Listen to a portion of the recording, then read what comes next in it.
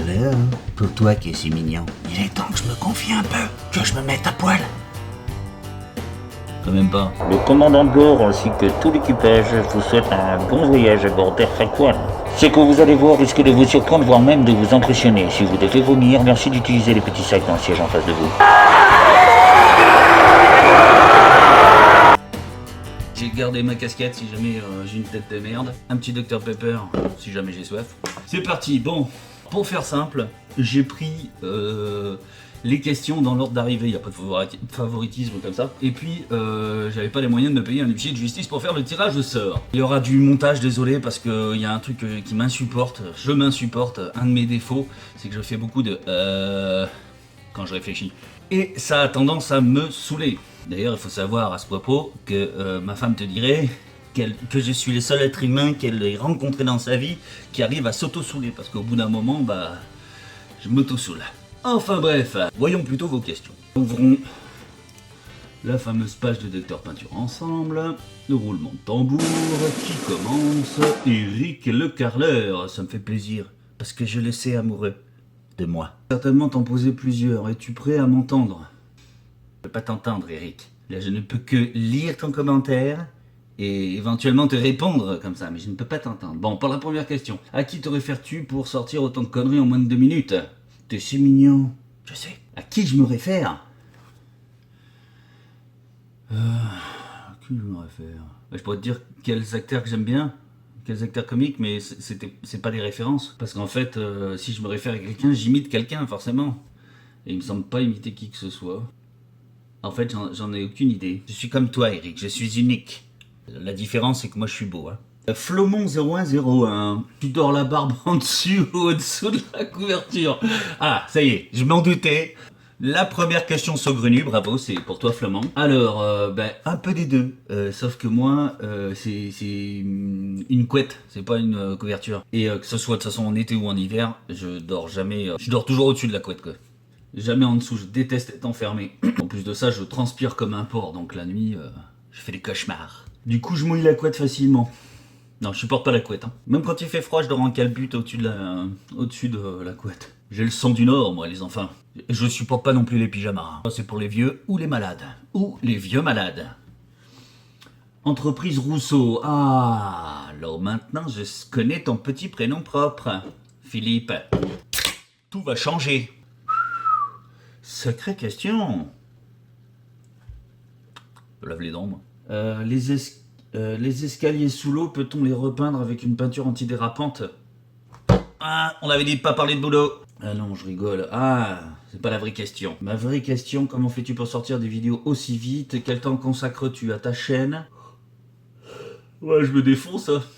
Je suis crevé du coup. Quel temps je vais te dire, non, en fait j'anticipe. Dès que j'ai un chantier où je me dis, tiens, ça pourrait être intéressant, je filme mon boulot, je mets ça sur mon PC, je crée pour plus tard, hein, et je crée des petits dossiers en fait classés. Je leur donne un nom, un titre, le titre de la future vidéo, et puis bon, le jour où j'ai envie de le monter, je le fais.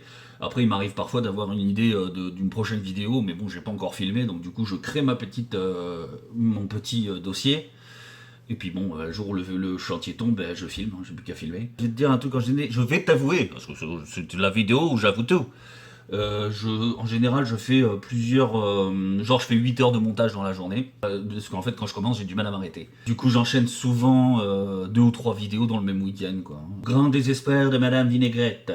Donc je consacre en ce moment pas mal de mes week-ends à vous divertir, mais c'est un plaisir. En général, j'ai plus de temps pour les vidéos en hiver hein, que dans la période estivale où j'ai le plus de boulot, quoi. Après, bon, il y a un truc qui m'aide aussi, c'est que je connais très bien mon logiciel. Hein. Ça fait une vingtaine d'années que je l'utilise, même si je me suis mis à la page et à jour au fur et à mesure. Ça fait longtemps que je l'utilise, donc en fait, je cherche pas les effets, je les trouve, moi. Bon, c'est pareil, après, je me gratte en fait, parce que je ne sais pas vous, mais moi, je suis attaqué par les moustiques. Je sors de la douche, hein, donc en fait...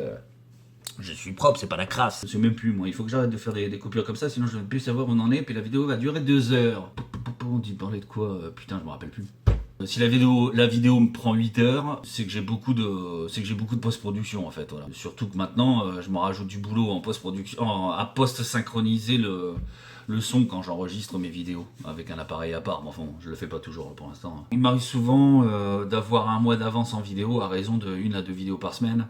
Après, je me couche pas à 22h, hein, je suis pas une poule. Je suis un coq. As-tu pris des cours de théâtre ou fait de la télé?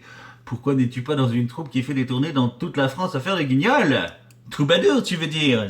Est-ce que j'ai une tête de troubadour? Alors, as-tu pris des cours de théâtre? Non. La télé, non, tu te trompes avec Laurent Jacquet. Par contre, j'ai fait du théâtre à l'école. Il y avait une section pour ça, j'adorais apprendre mon texte. Et même celui des autres, en fait. Le gamin complètement... En fait, ça me permettait, en apprenant le texte, ça me permettait de jouer et de donner, et pas de faire le dictaphone et de donner de l'âme à mon personnage. Et ça, j'adorais. C'était vraiment un truc qui me plaisait beaucoup. On va raconter quelques anecdotes, tiens. C'est intéressant, ça. Comme ça, quand je serai une star, les gens n'auront plus qu'à piocher dedans pour faire une vidéo sur moi. J'ai même fait donc Jésus-Christ, parce qu'il a mal. En fait, je me rappelle. Alors, c'était à l'église de Draveil, dans l'Essonne. C'est là où j'ai grandi. L'année, je me rappelle pas. J'étais juste jeune. Je fais le penchant des curés pour la jeunesse. Je me rappelle que ça faisait en fait bizarre parce qu'on a fini de jouer. Tu te doutes bien qu'il y avait que des vieux, en moyenne d'âge entre 90 et 150 ans. Certains sont entrés en vie dans l'église et sont sortis, ils étaient morts depuis 2 heures. Ah, la vieillesse, hein. Et donc ça m'avait fait drôle parce que une fois que notre petite pièce était terminée, il n'y avait pas eu d'applaudissements, quoi. Et ça, je n'aime pas trop ça, il faut dire. Mais il y a eu une quête, et c'était pour le curé. Anecdote sans doute sans aucun intérêt. Bon, enfin voilà, tu le sauras. Je vais plus loin. Que penses-tu? Que pensent tes proches, tes enfants, ta femme et de tes vidéos? Alors je vais être honnête, ils s'en foutent royalement. Mais alors, royalement. Clin d'œil au passage à mon fils. C'est lui qui a eu l'idée du nom de Docteur Peinture, en fait. Parce qu'il trouvait que Stéphane Le Peintre, ça faisait un peu Nicolas le Jardinier. Même s'il n'a pas connu Nicolas le Jardinier, il m'avait sorti un truc genre Éric le Carleur ou je sais plus quoi. Puis je vais te dire un truc, non, il regarde pas mes vidéos et en règle générale, la peinture à la maison, c'est moi qui le fais. Donc ils ont aucun intérêt d'apprendre la peinture. Mon père est assez fier, je dois dire, mais c'est un papa, c'est normal, hein. Ma mère s'en tape complètement, c'est bien que ma femme. Mes sœurs, bon, je les vois pas. Ma grand-mère a pas internet, et puis elle saurait même pas de quoi je parle. Oh, voilà, quoi. La dernière, bien plus sérieuse et réelle. Oh non, pas des questions sérieuses. Comment fais-tu pour prendre du recul par rapport à tes vidéos alors que tu t'y mets à 100%, que tu montres, que tu apparais comme proche des internautes, que tu te montres et que tu apparais comme proche des internautes? D'après toi, le fait de s'impliquer autant ne pourrait-il pas modifier ta relation avec des internautes a priori lointains? C'est tordu, je sais, mais ton application m'étonne chaque jour. Merci de trouver une question résumée de ce que je parle. À bientôt et bonne continuation pour ta vidéo réponse. Alors je vais te répondre à la dernière question parce que c'est encore celle que j'ai dans la tête. En fait, si je dis souvent dans mes vidéos, tu es si mignon, c'est pas que je le pense vraiment, hein, pour être honnête. C'est qu'en fait, c'est un truc que je dis très souvent depuis très longtemps. Et je le disais souvent à ma mère. Et je disais, je suis si mignon. Et ça la faisait craquer, ça la faisait mourir de rire. Ce que je veux dire par là, c'est que je cherche pas à plaire dans mes vidéos. D'ailleurs, je l'ai compris dès la première vidéo, hein, tu te donnes à fond. Tu penses avoir fait un bon boulot dans la vidéo, t'es carré. T'essaies d'être le plus complet parce que j'aime parler. Et puis une vidéo tuto sans parole, hein, c'est un peu, je l'ai déjà écrit ça il y a pas longtemps, c'est un peu du Charlie Chaplin sans musique, c'est super chiant. Tu vois le compteur des pouces en bas, prendre une envolée, des commentaires de merde te tomber sur la tronche. Bah en fait c'est assez incompréhensible. Je pense que le mieux c'est d'être soi-même. Si je plais comme ça, c'est peut-être que les gens voient une certaine sincérité derrière mes interventions. Je fais le con dans ma vie de tous les jours, quoi. Tout le temps et peut-être même plus, quoi. J'ai voulu certainement que ça transpire dans mes vidéos, que je sois le plus naturel possible. Si tu regardes mes vidéos au début et que tu compares avec maintenant, alors hormis le format chroma key, le son amélioré, le montage, etc. Je me prends plus au sérieux, comme au début en fait. Il fallait que je trouve mon rythme de croisière, je pensais dedans. Là. On me reproche de mettre des vidéos sans aucun rapport avec la chaîne. Parfois, celle-ci en fera partie. Désolé pour ceux qui me reprochent. C'est totalement moi. Ce que je veux dire en résumé, c'est pas parce que je m'investis à 100% dans mes vidéos qu'il y aura un changement. Il y a des gens qui viennent pour prendre une info et ils reviennent jamais. Il y a des gens qui me suivent, qui participent aux commentaires, qui regardent mes vidéos et qui les apprécient certainement, hein, sinon ils feraient pas tout ça, mais qui sont pas abonnés. Puis et peut-être même qu'ils seront jamais abonnés.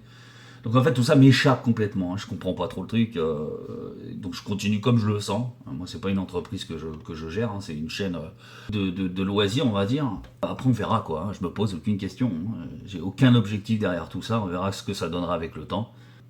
En tout cas merci de ta participation Philippe. Longue vie au Denis Rousseau, fallait que je la sorte celle-là. Cadiouchard là. Oh la méchante question, comment Combien de kilos as-tu pris en un an? Où habites-tu? Es-tu célibataire? Même si ça m'intéresse pas personnellement. Est-ce que des fois c'est pas trop chiant de faire de la peinture toute la journée? Pour les kilos, tu me connaissais pas il y a un an peut-être. C'est pas possible. Pourquoi? Parce qu'il y a un an je faisais pas de vidéo encore. Ma première vidéo est sortie en septembre 2016, donc c'est pas possible, tu ne pouvais pas savoir. Non, parce qu'il y a un an en fait je faisais à peu près le même poids qu'aujourd'hui. Trop, c'est vrai, mais le même poids qu'aujourd'hui. Allez, je vais te faire voir ça. Par contre, pour info, je faisais 70 kilos pour 1m80 quand mon fils est né. Bon, j'ai pas rapetissé, c'est déjà ça, mais enfin, je fais 114 kilos, quoi. Non, mais blague à part, pour le boulot, le surpoids, c'est super chiant. Quand tu bosses, t'as l'impression de manquer d'air sans arrêt, t'es crevé le soir en rentrant, tu ronfles, bon, ça je m'en fous, je m'entends pas encore ronfler. Enfin voilà, va falloir faire un régime, mais je suis gourmand, alors ça va être dur. Alors, où habites-tu? Ah, bah ça je vais te la faire. Toulouse, con. Depuis 94 pour être précis. Es-tu célibataire? Avoir une femme genre être humain, ça compte ça? Non, je ne suis plus célibataire, désolé pour toi mon petit Charles. Est-ce que des fois c'est pas trop chiant de faire de la peinture toute la journée? Ouais, il y a des fois, je vais pas te mentir, t'en as marre, hein, les vacances se font attendre. Plus je te dire un petit secret, plus je suis fatigué, moins j'ai envie, plus je fais de la merde. Et je te rappelle au passage que je travaille dans la finition. Donc c'est pas très bon. Heureusement qu'il y a les week-ends. Bon, j'ai quand même pas mal d'activités à côté. Ça me permet de décompresser, de penser à autre chose, quoi. Maçon du 47, ma question est ambivalente mais pourtant très simple. Attends-tu au travers de tes vidéos? Ne me dis pas de te faire plaisir, c'est évident que oui, nous disons plutôt atteindre un score, faire réagir, créer une communauté passionnée, te sentir utile à au moins une personne, attendre la garde partagée de tes gosses car c'est faire des vidéos sur YouTube ou jouer à World of Warcraft pour noyer ta dépression. Ça c'est la cruauté que nous impose la vie. J'étouffe pas mal de voix, mais celle que je choisirai me satisfait indiscutablement. Bibis du 47, bonne soirée. Ah mon Nico, ça me rappelle Miko. C'était les glaces à mon époque. On va pas recommencer. Non, je joue pas à World of Warcraft. Pour être honnête, Par contre, j'ai bien aimé le film. Qu'attends-tu au travers de tes vidéos? C'est une bonne question. Et j'ai envie de te dire rien. Mais bon, pour une si longue question, pour juste une réponse à 3 balles, c'est moyen. On va développer. Je pense que j'ai plus d'espoir que d'attente pour commencer. L'espoir que ma chaîne devienne une véritable épidémie, qu'elle soit partagée au taquet. Non, je rigole. Enfin, la communauté des petites painters existe déjà, hein, pour commencer, hein, mais qu'elle s'agrandisse. Et puis derrière, en fait, je souhaiterais rien de plus, quoi. Pour développer un peu, c'est bien de comprendre le début. Pourquoi j'ai fait ça, en fait. Pourquoi j'ai commencé à faire des vidéos. Parce que comme ça, on voit l'évolution jusqu'à maintenant. Tout est parti. Alors attends, comment on pourrait dire? Tout est parti en fait d'une vidéo, une constatation. Tout est parti d'une constatation. Je traîne sur YouTube depuis des années. J'adore, c'est une mine d'infos. T'as des reportages, des trucs qu'on peut revoir, etc. Bon, bref, c'est terrible. Bon, au beau milieu, t'as quand même un paquet de merde. Hein. Faut savoir faire le tri, quoi. Moi qui ne suis pas rageux, si j'aime pas, je commande pas et je passe à autre chose, quoi. D'où la vidéo, je passe à autre chose. À l'époque, je me rappelle d'être tombé par le biais d'une recommandation sur la vidéo d'un gars qui se dit peintre. Je vois le mec avec de la peinture plein la tronche, présenter une peinture hyper connue en plus. Alors, tu te demandes comment il a fait pour se mettre autant de peinture sur la gueule. Et, visiblement, peintre, c'était pas son métier, quoi. J'écoute un peu ce qu'il dit. Alors déjà, à ce moment-là, je trouve qu'il a une voix hyper désagréable. Alors je tente quand même d'écouter le fond, etc. J'entends quasiment que des conneries. Je me suis dit, bah, j'ai qu'à créer ma chaîne, quoi. Ça a mis 10 mois, quoi. Je suis passé de 3 abonnés, mon père, ma soeur et mon cousin, à 4000, sans que je le demande. Tu peux pas demander à quelqu'un ce qu'il attend, en fait, s'il pense déjà à la base que c'est un gros coup de cul d'en arriver là, quoi. Bon, je relativise, je suis pas une star non plus, hein, mais 4000 abonnés, ça donne la banane. Je pense avoir fait le tour, mon petit Nico. Sébastien Anzien. Je ne sais pas comment ça se prononce, désolé. Tu es né en 76, oui, tout à fait, je suis né en 76, le jour de la Saint-Casimir, pour être précis. Mon père est né on s'en branle, mais il est né le jour de la Saint-Saturnin, et mon fils, le jour de la Saint-Félix. Dans la famille, on fait pour l'animation pour enfants, pas les pédophilie, hein. Alors là, on a d'autres questions. Ok, quel sera le thème de ta 1000e vidéo? Putain, 1000. Non, ce sera une vidéo post-mortem que je vous prépare en ce moment, et que je mettrai en ligne dès que je me sens partir. Promis. C'est laquelle la vache qui fait la crème? Question piège, la vache fait pas de crème, elle fait du lait.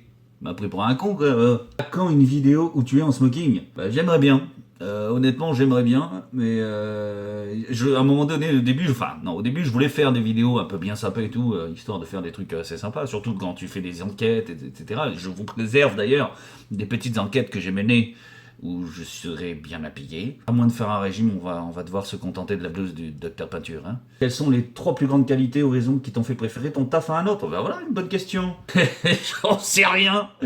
Je dis 3. Le plaisir de faire quelque chose de mes doigts.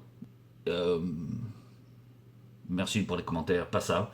Quand t'arrives, y a rien, tu repars, t'as laissé une trace derrière toi. Ouais, une trace aussi, t'as laissé un joli mur, de beaux réchampis, un beau parquet. T'as laissé quelque chose et visuellement tu vois ton travail. Ça me plaît. Hein. Il me faut ça, moi en tout cas. 3, 2, le deuxième, diversité de mon boulot. Ah, je fais aussi bien du rouleau, du sol, du papier peint, etc. que de la prépa de support. Enfin, je fais jamais vraiment la même chose et ça me plaît aussi. J'aime pas. La dernière chose, c'est certainement le fait de pas rester 3 semaines de consécutives au même endroit. Je déteste j'aime bien bouger, je kiffe ça. Moi, je supporte plus les dépôts, je supporte plus les hangars. Tous les boules. Tu penses qu'un distributeur de pot de moutarde c'est tendance dans une cuisine ou pas? Fallait que je m'attende à des questions comme ça, hein, c'est normal. Vous devenez fou. À force de me regarder, vous devenez fou. Un distributeur de pot de moutarde, c'est beaucoup. Honnêtement. Si ça existait, ça prendrait énormément de place dans ta cuisine. Et puis en plus, c'est pas à la mode. Hein. C'est sauce algérienne, samouraï, etc. à la mode, hein, mon coco. Un jour, on te verra avec des bigoudis à la vanille bio. Non. Non, jamais ça. Parce que moi, je frise naturellement. Et pas qu'au cul. Et pas que au cul. T'as bien compris, c'est pas cocu. Claudine Rico, ma petite Claudine, elle est si mignonne. Alors, ma question est la suivante. Avez-vous, Stéphane, été un bébé et voire plus grand, gentil, calme et non remuant? Oui, Claudine. J'ai été un bébé, oui. C'est dur à imaginer, mais je ne suis pas sorti comme ça à ma mère. On dit bien la chatte à la voisine dans une chanson et les mecs qui dansent dessus, donc je peux te dire la chatte à ma mère. Hein. C'est pas très... pas joli, mais enfin bon. Oui, j'ai été bébé, Claudine. Je te fais voir une photo. Parce que c'est toi. Si loin que mes souvenirs remontent, j'ai toujours été un con, mais un con de compète. Un compétent. Calme et non remuant, ah ouais, non. J'ai la chance d'avoir eu une enfance sans soucis, pas de maladie, etc. Donc j'en profitais, au grand désespoir de mes vieux, qui ont passé leur temps à me gueuler dessus. Je remuais. Un peu. Ah, je vais te raconter cette anecdote parce que c'est toi. Je me rappelle au milieu de la centaine de conneries que j'ai faites, hein, que mon père avait acheté un barbecue en fonte à ma grand-mère pour un été. Ils étaient tous contents, ils faisaient des barbecues, parce que nous à l'époque on habitait en HLM à Paris, donc c'était pas terrible. Et ma grand-mère habite toujours dans le Nord d'ailleurs. Et elle avait une petite cour, donc mon père était super content de lui avoir acheté ce barbecue pour qu'on fasse des grillades le week-end. Et en fait, en jouant au foot, en prenant les pieds du barbecue pour une cage, j'ai fait un super passement de jambes et j'ai pété les 2 pieds du barbecue. C'était juste le foyer, quoi. Et alors, pour souder de la fente, tu t'imagines bien que c'est pas trop possible. Alors, mon père a cherché partout, mais enfin, je me suis fait démolir. Enfin, je suis encore vivant, donc tout va bien. J'en rigole aujourd'hui. Non, mais j'étais très remuant, tout ça pour dire, j'étais très remuant. Avez-vous toujours habité Toulouse-Lautrec? Non, je suis né en région parisienne, je viens de le dire. Alors, c'est dit, chose dite est à moitié pardonnée, c'est ce qu'on dit, non? Et pour être précis, je suis né à Ris-Orangis dans l'Essonne, en bordure de National 7. Dans l'hôpital, hein, pas sur le bord de la route, hein. Ma mère a accouché dans l'hôpital, qui n'existe plus d'ailleurs. Autoroute du Soleil, la National 7. J'ai grandi dans l'Orme-des-Mazières à Draveil, un petit peu moins classe là. Ah, j'étais juste à côté d'un certain Jean-Jacques Hano. Rien à voir avec le Seigneur des Anneaux. Hein. Frédéric Coquebelin. C'est très mignon ce nom. Excellent chaîne Docteur Peinture, vraiment top. Alors, comment fait-on pour choisir son artisan peintre quand c'est pas toi? En voilà une bonne question. Tu fuis, tu te barres. Moi je te donnerai des conseils. Laisse faire les travaux à tes copains ou ta famille. Comme ça tu peux regarder si le mec il sait bien travailler. Après c'est sûr qu'on peut pas demander à chaque artisan est-ce que t'es bon. Hein. Ça tombe sous le sens. Le mec te dira jamais non. Quoi. Le bouche à oreille, quand on n'a pas d'amis, quand on est nul,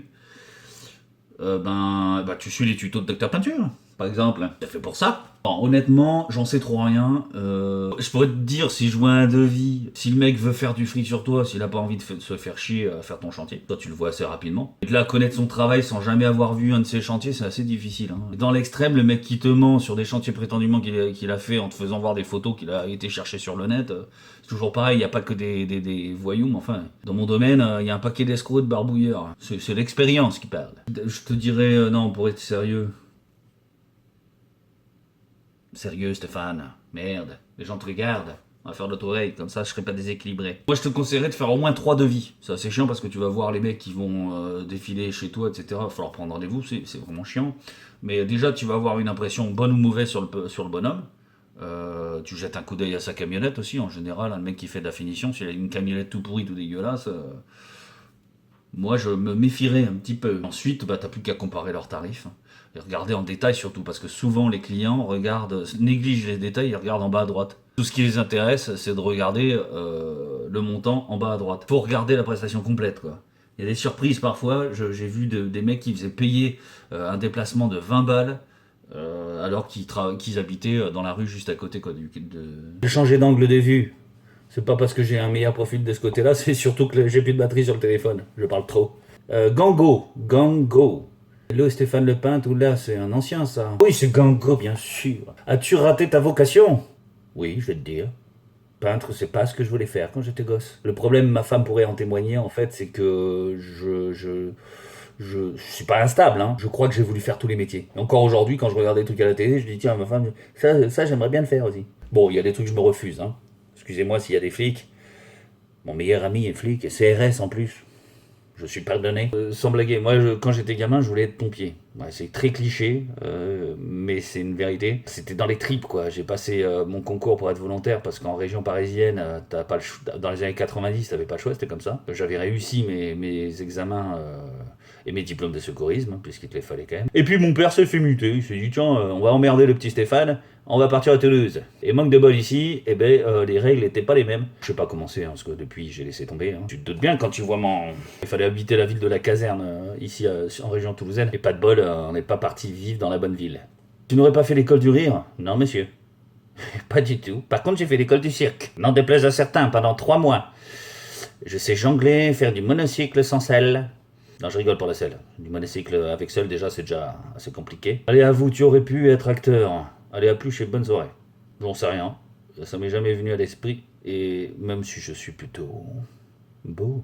Non, franchement, pour moi, acteur, c'est pas un métier. Enfin bon, bonne soirée à toi. Ericou, Docteur Peinture. Les gardes de nuit, oula, je sens là, du lourd là. Ne sont-elles pas trop fatigantes, on va imaginer? Après une journée de boulot, dois-tu garder les brosses et manchons? Putain, je sais plus lire moi. Comme un garde-barrière, garde les barrières. Voyages-tu en camion comme tous les peintres?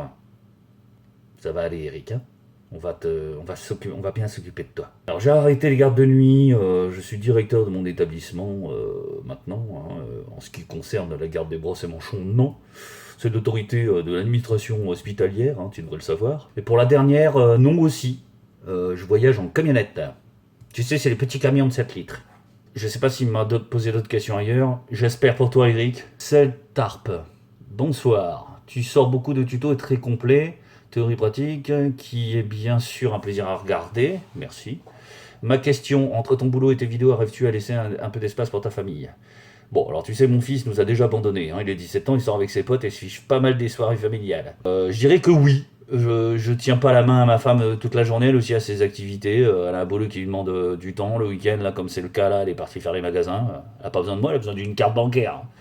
J'ai mes chats qui s'invitent à mon bureau quand ils ont besoin d'un petit câlin. Tout va bien de ce côté-là. Puis bon, après, je suis pas une star des plateaux. Hein. Je prends pas l'avion, je vais pas en déplacement, etc. Hein. Il faut pas croire que quand t'es artisan, quand t'es artisan peintre, en tout cas moi, j'ai pas du travail 365 jours dans l'année. Hein. Déjà, il y a des années bissextiles. Je me garde un peu de temps pour moi, autrement tu pètes une pile, ça c'est clair. Dédé la bricole, qu'as-tu fait de Stéphane le Peintre? Je l'ai bouffé. Et c'était bon. Il restera toujours dans mon cœur. À Lyon, officiel. Salut Docteur Peinture, vas-tu ouvrir un compte Snapchat? Car ça serait cool. Et as-tu pris les vacances pour l'été? Comptes-tu arrêter YouTube? Merci pour le bon contenu des vidéos, comme ça. Snapchat, c'est le truc où mon fils est tout le temps, ça. C'est genre, tu prends une photo, une vidéo, t'envoies ça à tes contacts et ils ont genre 15 secondes pour le regarder. Enfin, tu décides et puis après, c'est supprimé. Ouais, tu fais quoi là? Tu t'es en train de faire caca, gros con, va! Et alors? Oh, putain, mais t'es crade, toi, enculé, va! Je pense pas, non. Non, surtout que je vois pas l'intérêt avec mes activités sur YouTube, en fait. Hein. À moins que tu me trouves de bons arguments. Pourquoi pas? Je suis pas contre. Il n'y a que les cons qui changent pas d'avis. Bon, après, de toute façon, j'ai pas mon téléphone en permanence sur moi. Hein. Mais j'ai un Facebook maintenant. Et un Twitter. C'est déjà pas mal. Prendre des vacances, oui, j'en rêve. Et ça, c'est la dure réalité d'un artisan. Je viens de signer là un nouveau devis. Le seul moment que j'ai pour le faire, je l'ai casé là au moment de mes vacances, quoi. Donc si je peux me barrer, oui, je me pars en Espagne, de préférence. Mon beau pays d'Espagne. Olé! Et en fait, je ne sais pas encore. Hein. Je mettrai mon photo de mon hôtel. Promis. Comptes-tu arrêter YouTube? Non, pas pour le moment. Pourquoi ma voiture pile? Pendant mes vacances, oui, forcément, hein, si j'ai rien pour poster. Mais ce sera pour revenir en forme à la rentrée. Tac, tac, cross. Tac, tac, cross. As-tu eu une aventure avec un ping? Mais... Dave. Non, avec sa femme, ouais. Je savais qu'il y avait quelqu'un qui allait reprendre cet exemple. Est-ce que tu t'es déjà fait toucher par une méduse? Si oui, t'as bien aimé. J'ai pas eu la chance de connaître ça. Quoique l'an passé, ça me rappelle une petite anecdote. On était sur un petit bateau, ma femme, mon fils et moi. Ma femme, mon fils, le petit prince. Et je les emmenais un petit peu au large. Et là, j'aurais dit, allez-y, allez vous baigner. L'eau est super bonne, c'était super belle. Bon, c'était assez profond, on voyait pas le fond. Donc, Et donc, ils se sont laissés tenter, ils ont fait un bon petit plongeon. Ça a été une baignade assez éclair, parce que quand ils ont pas pied, ils paniquent un peu en plein milieu de la mer, c'est un peu compréhensible. Et puis au moment où on repart, en fait, on voit une méduse, un truc de taré. Si je retrouve une photo, je vais te la mettre. C'était un Godzilla de méduse. Ma femme a pu remis le pied dans l'eau pendant les vacances. Bon, ça me rappelle le roman de Conan Doyle. La crinière du lion. Tofu. Ah, te voilà. Salut grand fou, alors ma question, est-ce que tu penses remonter à notre groupe? Et j'ai vu via une vidéo que dans ton garage il y avait un 2 roues, dis-moi en plus si c'est pour le loisir ou pro, pour visiter le futur chantier. Et si tu roules avec ta femme, bise mec. Alors remonter un groupe c'est fort improbable. Parce que vu le temps que tu passes en répète les dimanches, les soirs, etc., bon, j'ai une vie de famille que je mets un peu devant quand même. Hein. J'ai même aussi quelques sorties, j'ai des amis aussi. Ça nous arrive de sortir. Je sais pas, non, bon, après, je peux pas dire rivière, je ne boirai pas de ton eau. Hein. Pour passer le temps, pourquoi pas. Si l'occasion se présente, pourquoi pas. Je sais pas. Le 2 roues, oui, c'est à moi. C'est mon deuxième engin. Parce qu'au départ, quand j'étais salarié, je m'en servais tout le temps, en fait. Je crois que le premier que j'ai eu, c'était en 2006. J'ai fait 24 ou 26 000 bornes, je sais plus, la première année, un truc de fou quoi. J'ai roulé du mois de janvier au mois de janvier, je me suis pelé le cul, j'ai pris la flotte, etc. Mais j'étais tellement excité que je l'ai fait. C'est là, c'est vrai. Pourquoi je regarde? En fait, voilà pourquoi des fois je me trompe, parce qu'il y a deux côtés sur le téléphone et je regarde les mauvais côtés, il n'y a pas la caméra. C'est con ça. Ouais, après, de temps en temps, on part avec. Et c'est clair, c'est cool. On a la chance d'avoir Narbonne à 1h30 de route, alors par les petits chemins, c'est tranquille quoi. On le fait. Autrement, un petit week-end dans le Tarn aussi. On aime bien. On a de jolis coins par ici. Enfin, arrêtez de venir ici, bordel, quand même. Il y a trop de circulation maintenant. Les Parisiens aiment bien Bordeaux. Allez à Bordeaux. Bon, après, pas quand il pleut. Hein. Ma femme aime pas ça. Et puis, il faut que ça reste un plaisir. Moi, je suis pas un biker. Hein. Pour mes chantiers, non, je m'en sers pas.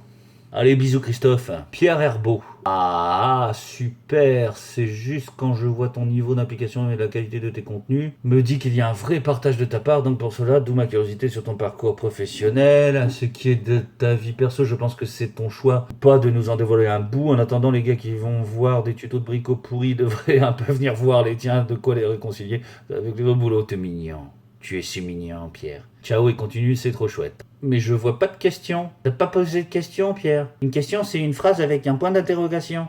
T'es mignon quand même pour tes encouragements. Prépare tes questions pour la fac des 300 000 abonnés, t'auras le temps. Je lis quand même curiosité sur ton parcours pro et je crois que tu m'as déjà posé la question demandée et que personne m'en a parlé jusque-là. Je vais en parler un petit peu. Enfin, ça va être long. On va faire depuis le début pour que tu comprennes bien. Tu vas voir, j'ai une vie super passionnante. En sortant de l'école, j'ai eu un bac pro commerce et services, création d'entreprise, marketing, enfin des trucs un peu casse-couilles. C'est un diplôme qui n'existe plus aujourd'hui. Bon, comme beaucoup de jeunes de ma génération, je n'ai pas eu le choix. Je suis parti faire mon service militaire. J'ai tellement aimé ça, parce que moi à une époque, les réformes UP4, etc., ça n'existait pas, en tout cas pas moi. Donc pas de bol. J'ai été envoyé chez les commandos d'infanterie. J'ai passé mon peso, peloton d'élèves sous-officiers. Je l'ai pas choisi, j'ai pas eu le choix. Je suis devenu sergent, j'ai rempilé donc quelques temps et puis est venu le temps, c'était en pleine guerre de Yougoslavie. Ils envoyaient des casques bleus au taquet là-bas et mon contrat se termine à ce moment-là, donc nourri, logé, blanchi, tu sais, quand t'es jeune tu te dis ouais c'est génial. Quand tu vas en OPEX, en opération extérieure, t'es super bien payé, donc je me suis dit bingo, j'y vais. Bon, j'avais pas de femme à l'époque, donc voilà, je suis rentré à la maison le week-end,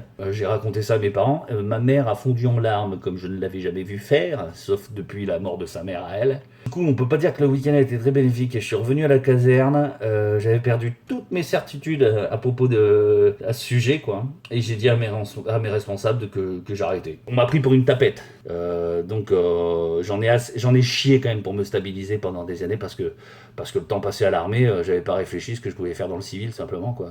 Comme taf, hein, je parle.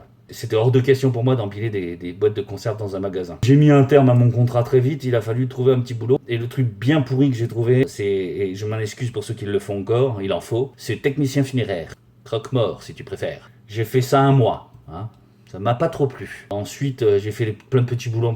Je vais passer ces périodes de vivotage où j'ai fait déménageur de société, distributeur de prospectus. Qu'est-ce que j'ai fait? Je travaillais en intérim dans une boîte de marketing. Ça a été le seul lien que j'ai eu avec mes études, en fait. Et puis après, j'ai enfin trouvé une place un peu plus stable dans un dépôt pour un grand groupe de VPC de l'époque, qui se casse la gueule aujourd'hui, c'est les 3 Suisses. J'ai évolué un peu dans la boîte de merde, par une place de chef de brosse à chiottes. J'ai fini responsable de quai. J'ai fait ça 7 ans, quand même. Ouais. Quand tu t'es dans la merde, tu te flagelles, tu t'auto-flagelles, tu vois. Et puis à nouveau, je me suis barré. Parce que j'en pouvais plus. J'ai fait 5 ans à nettoyer des avions sur une chaîne de montage en attendant de trouver mieux. C'était surtout à la base pour m'enfuir de mon boulot précédent qui me déplaisait. Parce qu'en attendant, j'avais un crédit quand même sur le cul, puis un gamin. Donc femme travaillait, heureusement. Et au passage, j'ai pas connu un seul jour de chômage, hein, je tiens à le préciser. J'étais sous-traitant pour Airbus dans la pire boîte de nettoyage du monde, je crois, au milieu de Heysel, aussi bien dans la boîte de nettoyage d'ailleurs que chez Airbus, hein, on va pas se mentir, hein, les mecs qui ont un CP de chaudronnier, ils se prennent quand même pour des aviateurs, hein, faut voir ça quand même. Hein.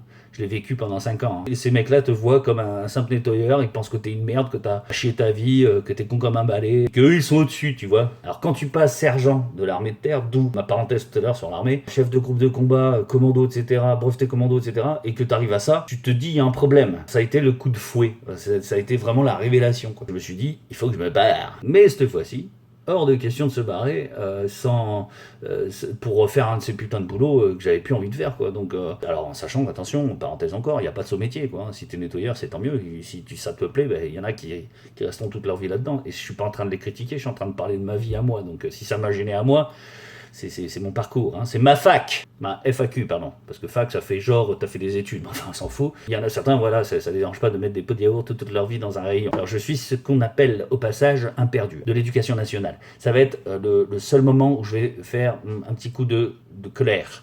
Parce que aussi, je peux être énervé. Je peux pas en vouloir ni à l'éducation nationale, ni à mes parents. Mais quand t'as des conseillères d'orientation qui à l'époque étaient payées juste pour te faire voir du doigt le CIO, la bibliothèque, et que pendant 2 heures, ta dernière année de collège, on te donne le droit d'aller fouiller dans les 18 000 classeurs qui te parlent des 36 millions de métiers possibles et imaginables dans le monde, pour te démerder à te trouver tout seul un boulot, t'as un peu la haine du système quand même. Mon fils est en plein dans les études, ça n'a pas changé. Hein.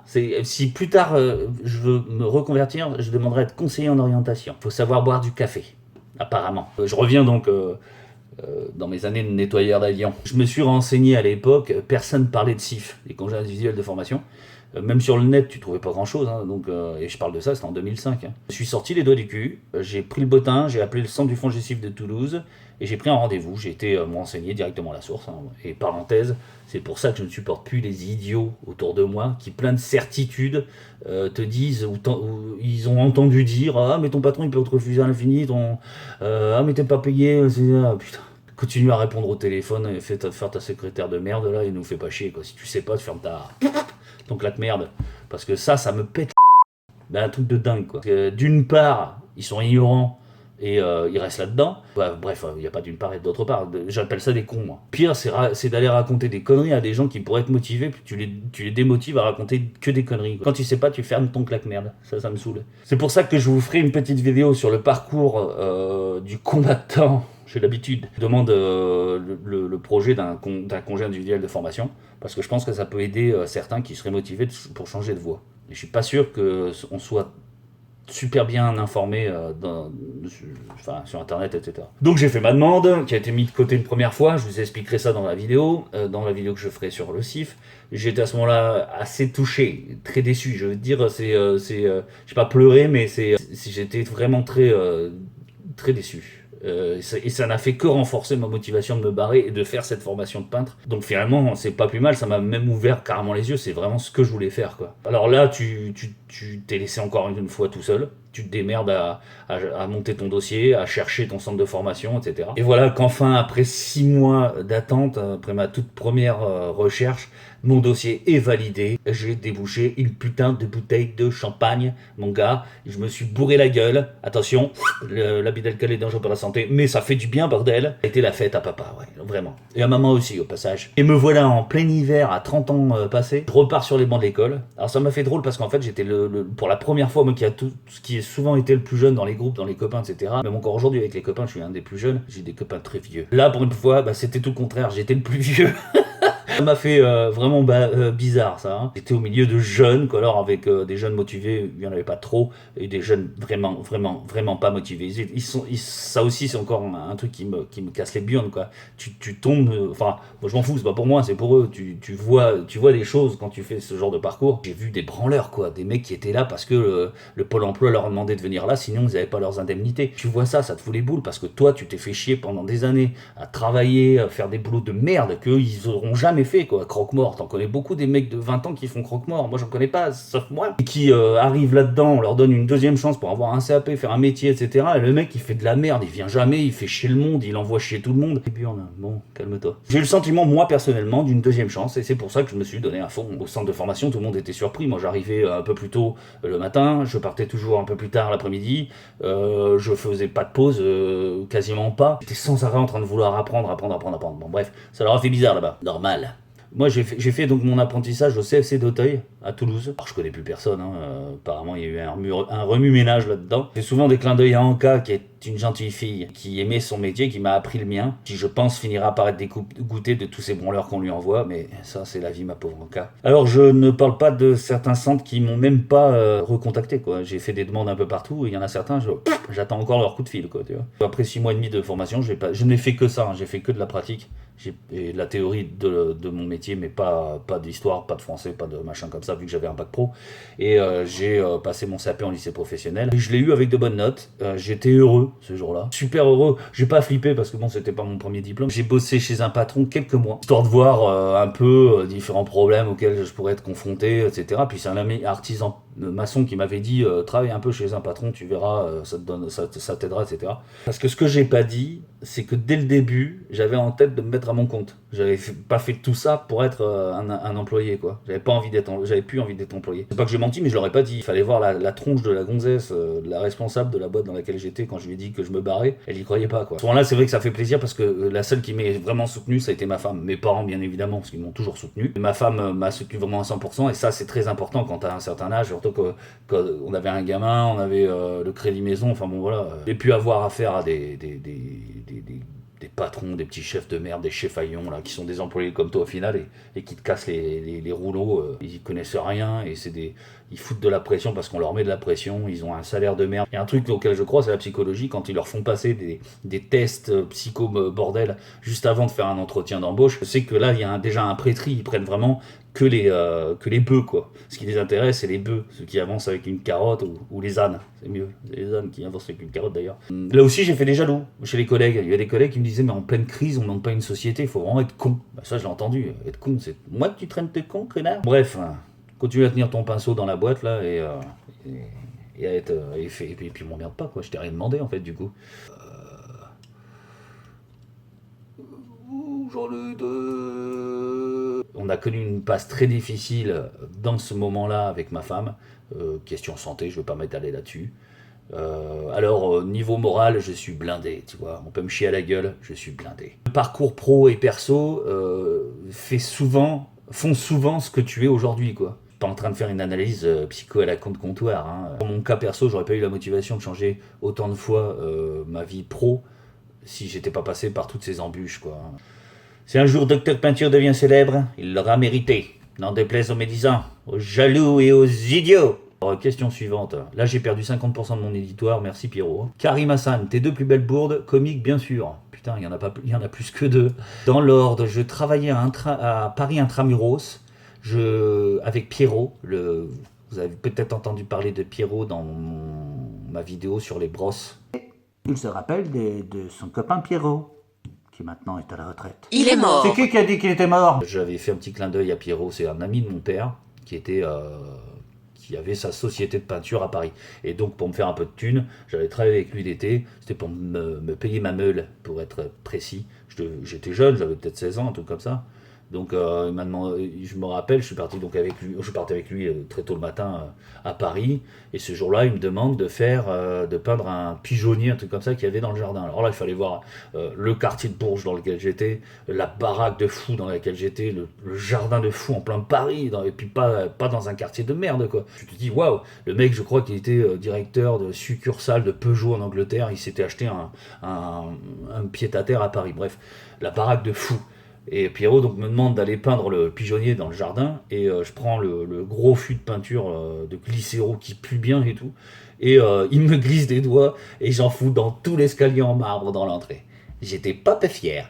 Bon, il a fallu que je nettoie, il fallait voir la gueule de Pierrot, je crois qu'il a failli faire une crise cardiaque ces jours-là. Il s'est bien comment dirais-je, il s'est bien rattrapé après, parce que j'en ai fait d'autres de bourdes sur ce chantier, je ne vais pas toutes les raconter, mais il s'est bien rattrapé après parce qu'il s'est foutu de ma gueule. C'est la première fois de ma vie que j'ai entendu parler de l'huile de coude, et ça, les vieux à l'époque, ils le faisaient souvent. Ça s'est peut-être perdu, ça, c'est dommage, il faudrait qu'on refasse ça.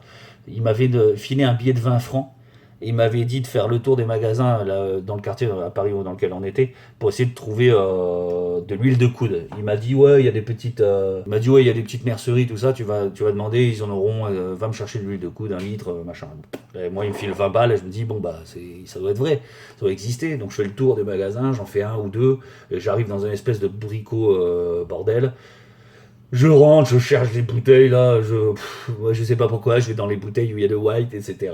Et il y a un jeune qui devait avoir 3 ans de plus que moi, quoi, un jeune mouflé comme moi, et qui me dit je peux vous aider. Bah je dis ouais, je cherche de l'huile de coude parce que mon patron m'a envoyé, et il me demande ça. Et le mec, on était comme 2 cons en train de chercher dans le rayon, et ça je me rappelle, ça m'a marqué.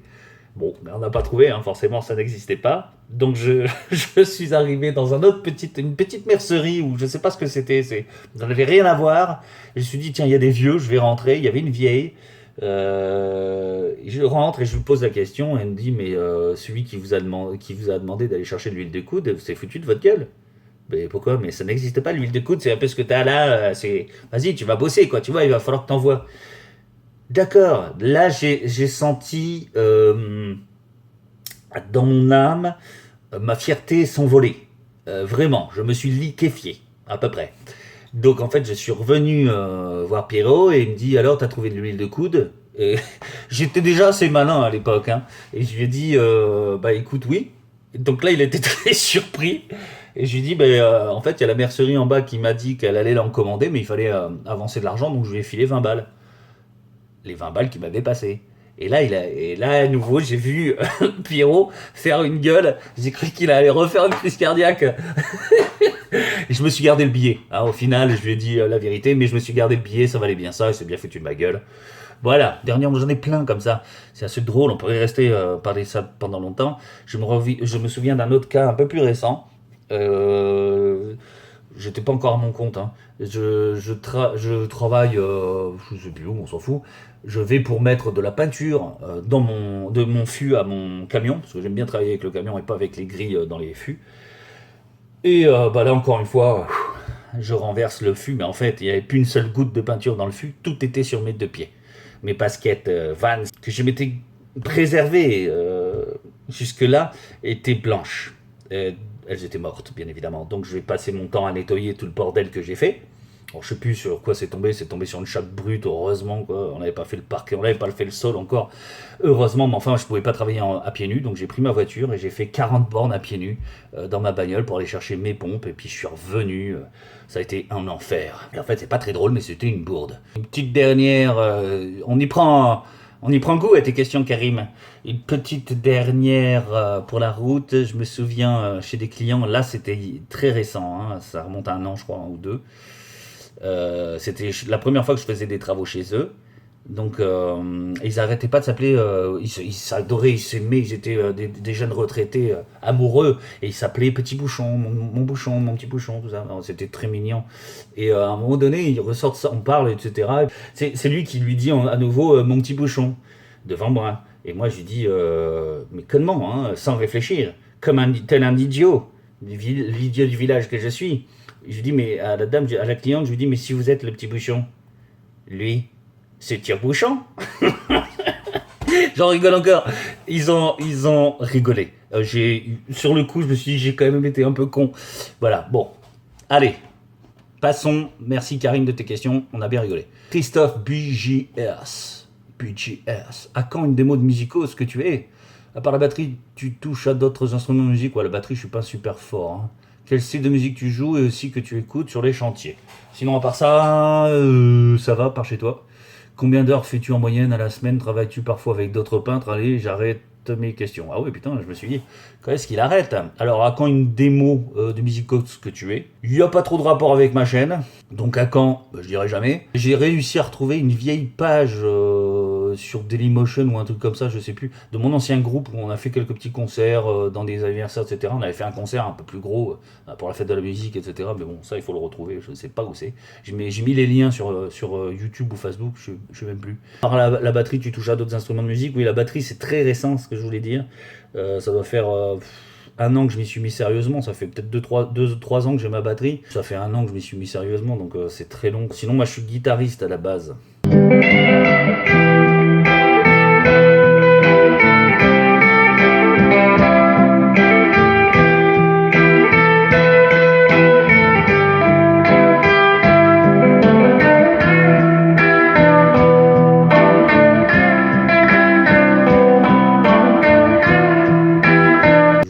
Et dans mon groupe, je faisais le chant et la guitare. Et c'est moi qui écrivais mes chansons. Après, je me suis mis à la basse il n'y a pas très longtemps.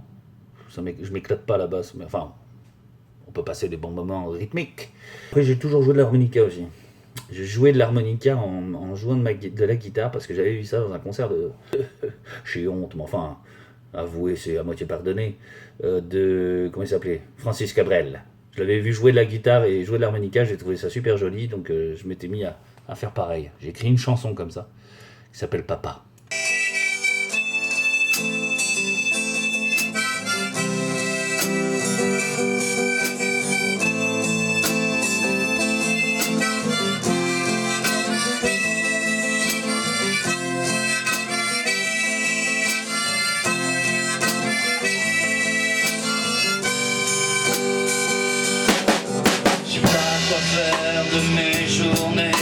Devant la porte. Quel style de musique tu joues et aussi que tu écoutes sur les chantiers? Alors je joue pas ce que j'écoute et inversement. Alors il faut que tu aies écouté ces quelques morceaux que j'ai mis sur la page Facebook. J'ai partagé un album. Et même plus tard, si ça plaît, je mettrai un deuxième que j'ai retrouvé là dernièrement. C'est gratos, faut en profiter. Ce que j'écoute, c'est hyper hétéroclite. J'aime beaucoup ce mot. C'est un signe que tu es cultivé quelque part. Ouais, j'écoute vraiment de tout. Hein. J'écoute Marilyn Manson, Metallica, Motorhead, j'écoute Pete Doherty, les Baby Chambers, Jet, j'adore Jet, Coldplay, c'est l'intrus, mais ça repose, ça me calme, ça canalise l'énergie dont tu as besoin pour peindre et pour réchampir. Parce qu'il y a un truc de taré, c'est écouter Motorhead en réchampissant. Ou en faisant un plafond de 70 mètres carrés qui est en train de sécher au bout de 2 mètres de linéaire. Si tu écoutes Motorhead, tu casses tout. Moi j'aime bien aussi des trucs qui déstressent un peu. J'aime bien aussi Muse. Alors ça fait un peu gonzesse, on va me dire, mais Bellamy je crois il s'appelle, et c'est un putain de guitariste. Donc, et après forcément Led Zepp. Tout Led Zepp. Et encore bien d'autres, hein. Après ça serait trop long. Bon, à part ça, ça va par chez toi? Je te remercie Christophe, ça va bien. Combien d'heures fais-tu en moyenne à la semaine? Alors ça va en surprendre plus d'un, mais il faut bien imaginer ce que c'est d'être peintre tout seul à son compte. Parce que bon, moi j'ai été employé et c'est absolument pas le même rythme. Toi, quand tu es tout seul, tu peux te reposer que sur ton travail. Les gens attendent quelque chose de toi et de toute façon, plus il n'y a pas de filet, hein, c'est toi en direct avec les clients. Quand ton planning est rempli pour quelques mois, tu peux pas prendre de retard. Alors pour m'organiser, j'arrive toujours à savoir au jour près quand je finirai un chantier. Je me laisse toujours quelques jours derrière, ou pour récupérer un peu parce que je suis fatigué, ou pour recaser un petit chantier qui viendrait se greffer entre deux, quoi. Ça m'arrive de temps en temps. Tout seul, tu peux imaginer qu'il m'est impossible de faire 10 heures de travail non-stop. Surtout que je fume pas, je suis souvent tout seul sur mes chantiers, donc je prends pas de pause. Quand je mange, c'est vraiment en 2 secondes, ou voire carrément, je mange pas du tout. Quand je fais en moyenne 6 à 7 heures, c'est vraiment le grand maximum, non-stop. Hein. Et crois-moi que même 6 heures de plafond, imagine-toi 6 heures de plafond comme ça, là. Hein. Pas 6 heures comme ça, à remuer, hein, parce que forcément, la peinture va pas au plafond tout seul. Hein. C'est long, c'est très très long. Donc en une journée, j'avais déjà calculé une fois, en une journée, si j'avais pas de plainte, etc., je fais entre 300 et 400 mètres carrés de rouleau. C'est énorme. Pour les murs, hein, je parle. Moi, encore une fois, dernier point, on paye pas à l'heure, quoi, on paye au mètre carré, donc du coup, mes horaires, ça regarde que moi. Pour moi, quand je rentre après m'être tapé un plafond de 130 mètres carrés, je suis dead. Et ensuite, il y a toujours de la paperasse, t'as des maîtres à faire, des devis, etc., des mails, des coups de fil, 6 à 7 heures sur le terrain, 1 heure en moyenne par jour au bureau, même pendant les vacances d'ailleurs. Je parle pas de la chaîne de Docteur Peinture qui n'a aucun rapport. Hein. Travailles-tu parfois avec d'autres peintres ? Non, j'ai pas eu cette chance en fait. Il faut bien, je pense qu'il faut bien connaître le gars avec qui, ou le gars ou la fille d'ailleurs, avec qui tu bosses, pour faire confiance quoi. Moi, je suis un peu parano par rapport à ça. C'est surtout par rapport à mes clients quoi. J'aurais du mal à moins de faire bosser mon frère. Mais j'ai pas de frère. Hello, Docteur Peinture. Voici ma question. Si tu n'avais pas été peintre, t'aurais fait quoi comme métier ? Et une dernière pour la route, je suis de Nîmes, tu connais Bismapoul. Jérémy monte. Si j'avais pas été peintre, putain, c'est une question d'action-vérité ton truc là. Étant jeune, j'avais des idées, mais on va dire rien de concret quoi. Le projet que j'ai approché le plus, ça a été pompier et programmeur. Reprogrammer. Mon père aimait moins que je passe mes heures sur mon PC. 92, on est sur Atari 520 STF. La classe à Dallas. Il venait à minuit me shutdown mon PC et en me disant tu vas au lit petit con. Il disait peut-être pas petit con, enfin bon ouais. Il me sortait c'est moi qui paye l'électricité. Ouais. J'ai pas été dans cette branche tout simplement parce que j'ai fui l'école à la sortie du collège et que je voulais plus faire d'études. Un peu dommage ouais. Je me souviens d'une tante qui croyait en moi et qui m'avait dit tu devrais continuer quoi et qui m'avait glissé que ça serait bien qu'un jour je programme un jeu pour les filles. Parce qu'il y a un marché à prendre et il y a un vide incroyable. Et en 99 ou en 2000, je sais plus, est sorti les Sims. On va dire qu'elle était un peu plus ouverte à son époque que mon vieux, quoi. Bon, maintenant, avec l'âge, hormis le métier de peintre, je pencherais plutôt pour un métier scientifique, hein, où tu fais travailler tes neurones et un peu moins ton physique. Genre astrophysicien. Rigole pas, c'est pas une connerie, j'adore l'astronomie. L'astrophysique, ça me fascine. Ça fait partie pas des loisirs, parce que mon télescope, je le sors pas assez souvent et j'ai pas le temps. Si un jour j'arrive à la retraite, en forme, je pense que j'irai à l'université étudier l'astrophysique. Pour Nîmes, non, je connais pas. Là, j'aurais rêvé d'être au concert Français pour une nuit de Metallica. Ouais, j'ai déjà été à Nîmes. Vous avez une très belle région, une très belle ville. J'ai visité les arènes, j'ai fait la Tour Magne, il y avait quoi encore ? La Maison Carrée. Et après, je me rappelle plus si c'était là, il y avait des vestiges dans une petite ruelle. Ouais, je me souviens plus vraiment. Peut-être que je confonds avec Orange, non, Orange, non, certainement pas, mais. Peut-être que je confonds un ancien temple, bon, enfin, on s'en fout. Je me rappelle d'avoir mangé dans un petit restaurant derrière les arènes. Un petit resto super sympa. Où l'ambiance était sympa et on y aime bien manger. Et la déco était un peu années 30. Ça faisait un bar un peu années 30, c'était super joli, quoi. Bref, j'aime beaucoup Nîmes, oui. Salut Charles, autre question, t'habites où ? Quelles sont tes passions en dehors ? Alors, donc j'habite Toulouse. Ça, je l'ai déjà dit tout à l'heure. Alors, j'ai pas de passion. Je n'ai que des passe-temps. Les gens qui me connaissent un petit peu ils pensent à chaque fois que je suis un passionné de tout en fait. Mais non, je ne suis pas un passionné de tout. Je m'intéresse à tout.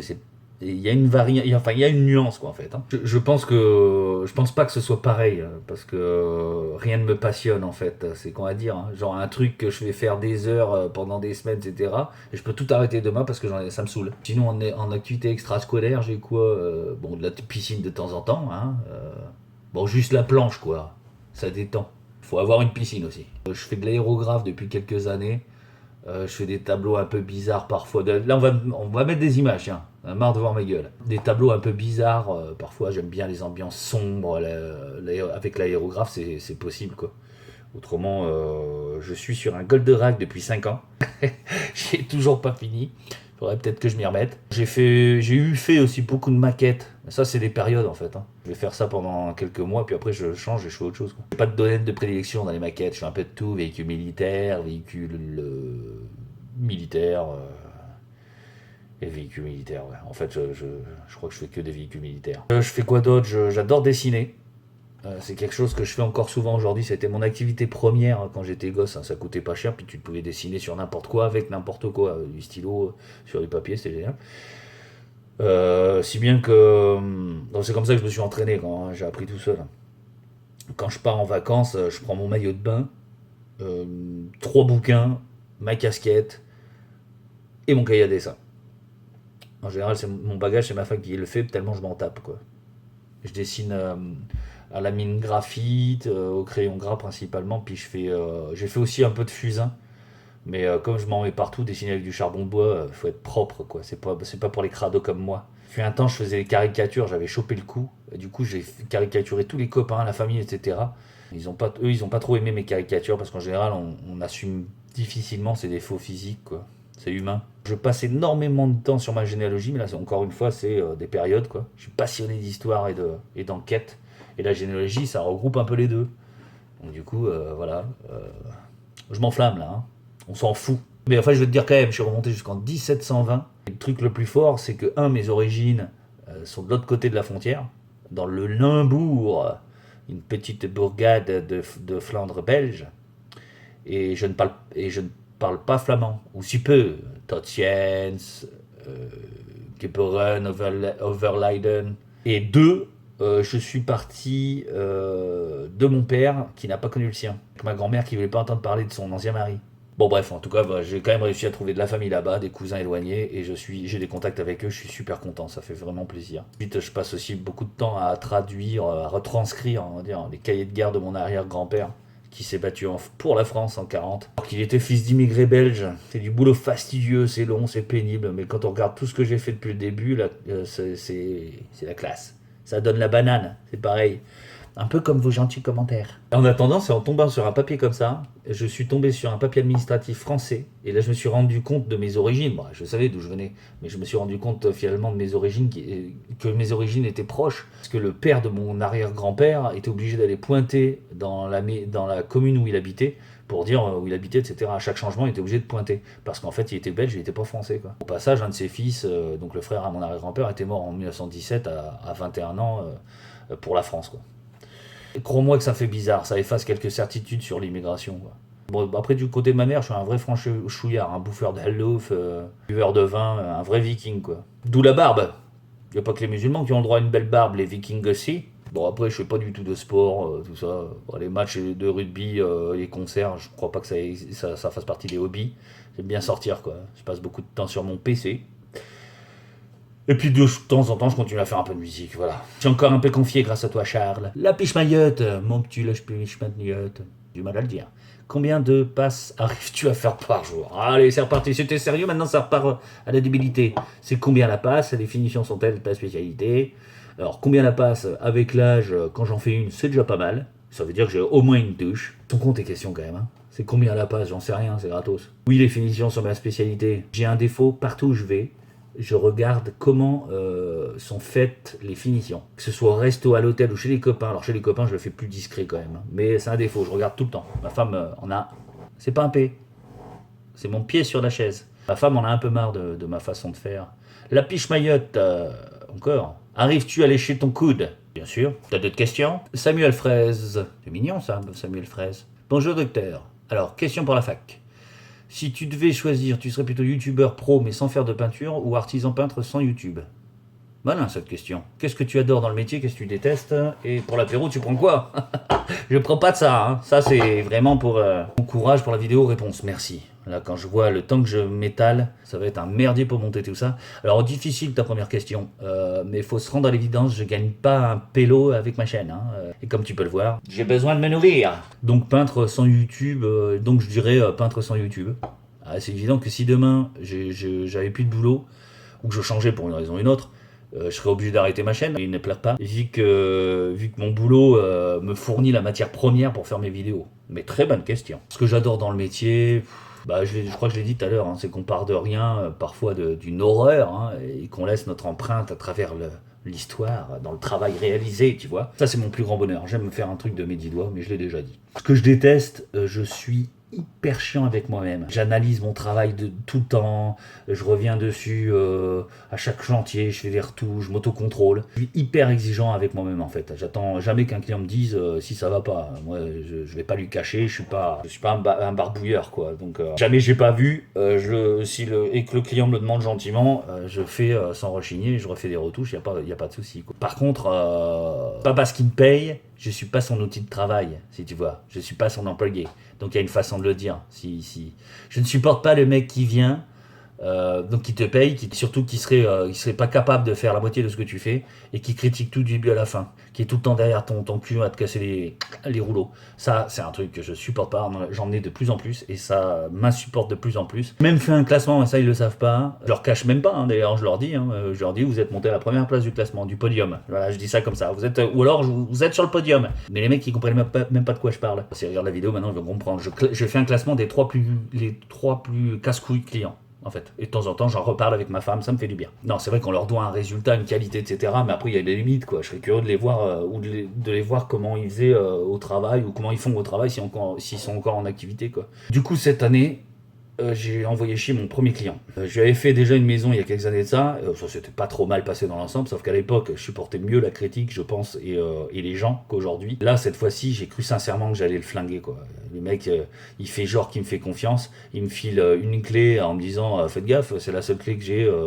Après, vous serez enfermé dehors. Je vais au Portugal, vous serez enfermé dehors, quoi. Il faudra vous débrouiller. Avoir dit de me faire confiance. Après tout, il a bien vu qui j'étais. J'étais pas un escroc ni un barbouilleur, quoi. Et au passage, je lui avais même pas demandé un centime quand il a signé le devis. Je le fais souvent, ça, avec mes clients de confiance. Alors, c'est peut-être un tort, mais ça, c'est ma façon de penser. Chacun pense ce qu'il veut. Je fais sa maison, etc. Et je reçois un petit coup de fil du proprio que je croyais au Portugal, puisqu'il m'a dit qu'il partait. Au passage, je vais bosser de 8h à 14h pour faire les plafonds, etc. Je pouvais rien faire d'autre, vu qu'il fallait redoubler, mais que le lendemain, il fallait attendre 6 heures entre les deux couches. Donc je suis parti. Donc le coup de fil du proprio qui est dans la maison et qui me dit mais vous avez rien fait, je te le fais avec l'accent, mais vous avez rien fait aujourd'hui, monsieur Stéphane. Le mec il me dit qu'il a qu'une clé, il se retrouve dans la maison, là j'ai vu rouge, j'ai pété un câble. Alors heureusement déjà que je l'avais eu qu'au téléphone, parce que si je l'avais eu en face ça aurait peut-être pas été pareil. Je fais le malin, mais je sais que quand je pète un câble, il m'en faut beaucoup. Mais je peux être très violent. Donc je sais que j'aurais été capable de lui exploser la gueule. Alors là j'ai vu rouge, j'ai dit ok, j'arrive, attendez 25 minutes, j'arrive, je vous rends les clés et on arrête là. Je rembarque mon matos et vous vous démerdez. Oh, bah, attendez, on a un contrat qui me fait. Je lui fais quel contrat? Et en plus, t'as vu, je te donne plein d'anecdotes, hein, je suis quand même très gentil. Je fais mais quel contrat? Attends, je t'ai pas demandé de venir parce que quand je m'énerve, je commence à tutoyer. Je t'ai pas demandé de venir me péter les burnes tous les jours, à me dire ce que je fais, etc. Vous êtes en train de me fliquer, ça me plaît pas. Je lui avais fait le ponçage, l'impression, les plafonds en finition. Je lui ai dit, je vous ai fait tout ça, je vous dois plus rien, ciao. Là, à la fin, il s'est excusé. Non, moi, je pensais pas que vous alliez vous énerver comme ça. Bah, voyons, là, c'est sûr, t'avais l'impression que j'étais un flanc, quoi. Hein, c'est ça, il connaît pas Stéphane Le Peintre, lui, il a pas vu la chaîne Docteur Peinture, bouffon. Il y a des fois, on se retient parce que c'est un client, voilà. C'est tout, c'est uniquement ça. Puis il y a eu plein de trucs derrière qui m'ont saoulé, quoi. Le mec, pendant des mois, il m'avait appelé, il me harcelait, il fallait que je lui fasse une ristourne, je pouvais pas parce que j'étais déjà au plus bas. Je lui ai dit bon, ce qu'on peut faire, c'est que je vous envoie directement chez mon fournisseur, vous prendrez la cam, vous gagnerez 30%, il vous fera mon tarif, enfin bref, le gentil mec, quoi, tu vois. Et le mec, même pas un merci pour ça, à cause des connards comme ça, et ben maintenant, je fais plus de cadeaux à mes clients. C'est con, hein. Énervé, je bois un verre. En fait, j'en ai plein les fesses, plein le dos de cette mentalité, quoi. Surtout que voilà, je suis pas un mauvais bougre, que je me rappelle là, il y a pas très longtemps une cliente qui m'a appelé pour faire des retouches après la repose des radiateurs. Le plombier, il s'est tapé les radiateurs en fonte de merde là à remonter qui pèsent 1 tonne, il a donné un petit peu de coups, etc., des coups sur le radiateur, sur le mur, donc je suis venu pour faire les retouches, etc. Mais j'ai eu à peine un merci, même pas je vous dois combien, quoi. Voilà, c'est ça, c'est la vie d'aujourd'hui, il faut le savoir. Dis-toi que si tu veux te mettre à ton compte, réfléchis un peu. Je crois que tu avais une dernière question. Ah oui, l'apéro. De l'eau. Je bois pas. Non, moi c'est whisky. Sec, et sans glaçon, sec et sans glaçon, avec un tout petit peu d'eau pour couper le feu. Me dis pas qu'on met pas d'eau dans le whisky, va en Irlande. Et si tu es généreux, que tu veux me faire plaisir, mon Sky préféré c'est le Lagavulin de 16 ans d'âge. Merci. Je t'enverrai en MP mon adresse. Autrement on porte au blanc, par période. Bien frais là par contre, hein. Moins cher et c'est super bon. Eric le Carleur, pour ma deuxième question, te revoilà. Pourquoi YouTube ? Bah en fait j'ai essayé la radio locale, mais pour faire des tutos, la radio c'est un peu compliqué. Coucou Pollux. C'est tout mignon ça, Coucou Pollux. Hello maître Painter. Normalement tu vois mes dents là. Hello maître. Ah oui, hello maître Painter. C'est comme ça que tu fais. Est-ce que je peux venir dans ta piscine ? Est-ce que tu as déjà peint un mur en noir ? On te voit toujours peindre en blanc. Est-ce que tu peins à l'huile ou du paintball ?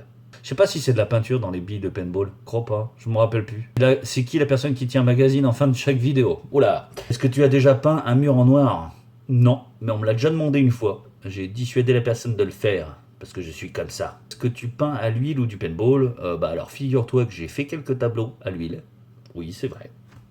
Si j'en trouve, je vais t'en mettre quelques-uns là, vite fait, mais je suis pas sûr d'en trouver, j'ai pas sûr d'avoir envie de les voir surtout. Paintball, non, je l'ai jamais fait, même si j'ai assisté les copains et mon fils pour une partie, mais j'ai dû déclarer forfait en fait. L'apéro du vendredi soir ne doit jamais précéder une partie de paintball. C'est qui la personne donc qui tient un magazine en fin de chaque vidéo ? Ce n'est pas moi, ça tu t'en es rendu compte, hein, ça se voit au volume. Mais ça c'est l'histoire ancienne.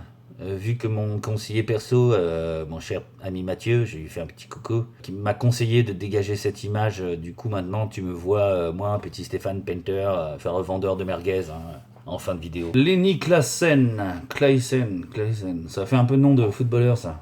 Klassens, je sais plus. Est-ce que tu aimes les bananes ? Ouais, les bananes à split, j'adore. Je suis très gourmand, c'est aussi un défaut. Enfin, ce n'est qu'un défaut d'ailleurs, je suis con. Eh ben écoute, je crois qu'on a fait le tour. Je tenais à vous remercier, chacun d'entre vous, ça serait très compliqué parce que vous êtes plus de 4000 maintenant à me suivre et à me soutenir pour certains. Je voulais vous remercier donc d'être de plus en plus nombreux. Ça me touche énormément. Ça fait quelque chose au cœur, oui. J'ai perdu un œil, si vous le retrouvez, on sait jamais, merci. Allez. Bah, je crois qu'on s'est tout raconté. À bientôt. Si tu me regardes dans 10 ans, n'oublie pas mon visage d'aujourd'hui. J'ai été beau. Ciao, ciao.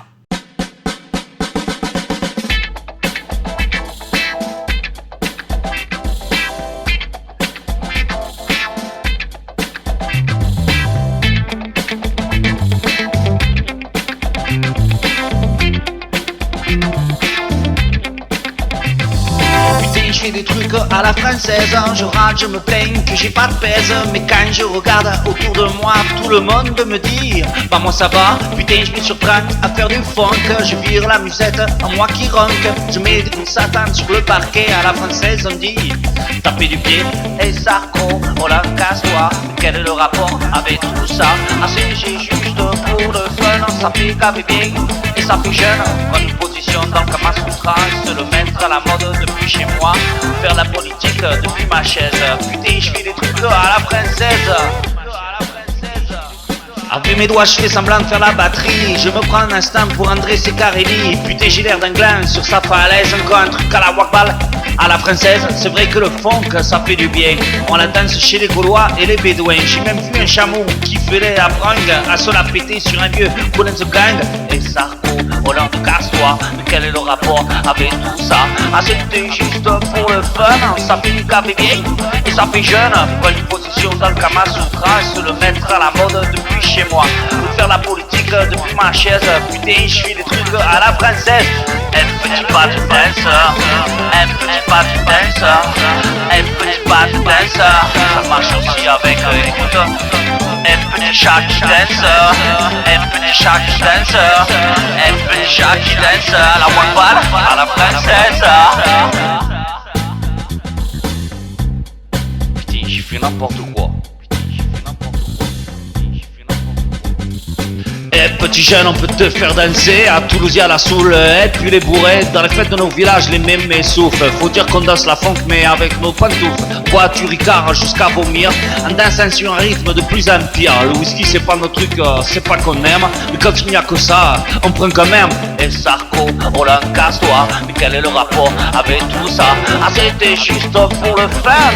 Ça fait grave vieille et ça fait jeune. Prendre une position dans le Kama Sutra, se le mettre à la mode depuis chez moi. Le faire dans l'eau politique depuis ma chaise. Putain, je fais des trucs à la française.